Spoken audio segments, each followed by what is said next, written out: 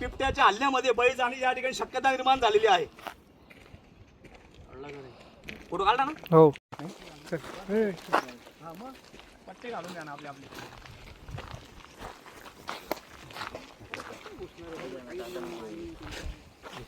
या ना सगळे. हे नागरिकांशी जीवाशी खेळण्याचा प्रकार वन विभाग करते. जर तुम्ही शिवसेनेच्या मागणीवर या ठिकाणी पिंजरा लावला तो पिंजरा उघडा ठेवायला पाहिजे होता. या पिंजऱ्यामध्ये भक्ष्य ठेवायला पाहिजे होतं. जर पिंजरा बंद असेल त्याच्यामध्ये भक्ष्य नसेल तर हा बिबट्या जेरबंद कसा काय होईल, हा शिवसेनेच्या वतीने वन विभागाला आम्ही या ठिकाणी प्रश्न विचारतो.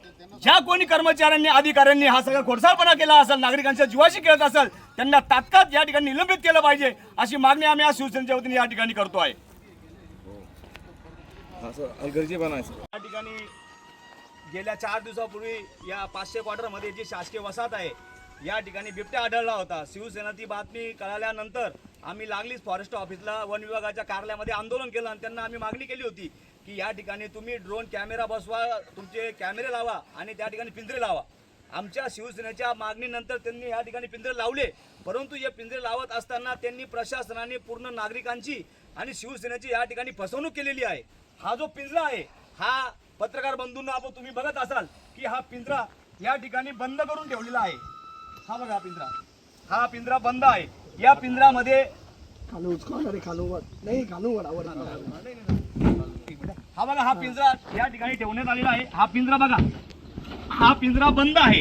हा जर पिंजरा या ठिकाणी बंद असेल तर या ठिकाणी हा जो बिबट्या जेरबंद कसा होईल. या पत्रकार बंधू पुढे याच्यामध्ये कुठल्याही प्रकारचं भक्ष्य त्या ठिकाणी टाकलेलं नाही. जर त्याला भक्ष्य त्या ठिकाणी मिळणार नसेल, जर त्याला त्या ठिकाणी भक्ष्य मिळणार नसेल तो बिबट्या या ठिकाणी जेरबंद कसा होईल. हा या ठिकाणी बंद करून ठेवला, या पिंजरा लावलेला आहे. वन विभागाने या ठिकाणी आपली दिशाभूल केली. एक फोटो घे पाहिजे.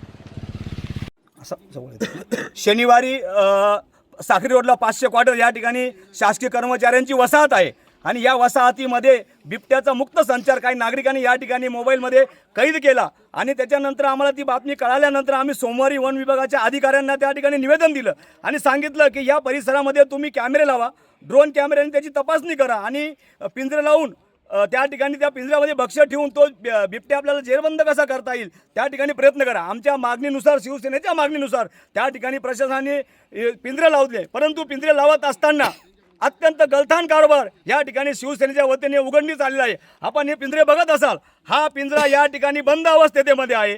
या पिंजऱ्यामध्ये कुठल्याही प्रकारचं भक्ष्य त्या ठिकाणी ठेवलेलं नाही.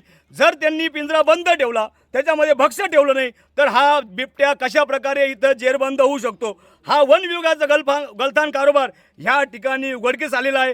जर भविष्यामध्ये या परिसरामध्ये आणि धुळे शहरामध्ये जर बिबट्याचा वावर वाढला आणि त्याच्या हातून जर काय कुठल्या मानवी वस्तीवर, मानवावर जर कुठल्या प्रकारे हल्ला झाला आणि त्याच्यामध्ये जर काय बरी वाईट घटना घडली तर आम्ही शिवसेनेच्या वतीने इशारा देतो की वन विभागाच्या कुठल्याही कार्यालयामध्ये एकाही अधिकाऱ्याला शिवसेना त्या ठिकाणी स्वस्त बसू देणार नाही आणि उद्या उठून काही प्रकार घडला तर याची सर्वस्वी जबाबदारी ही वन विभागाची असेल. जय महाराष्ट्र.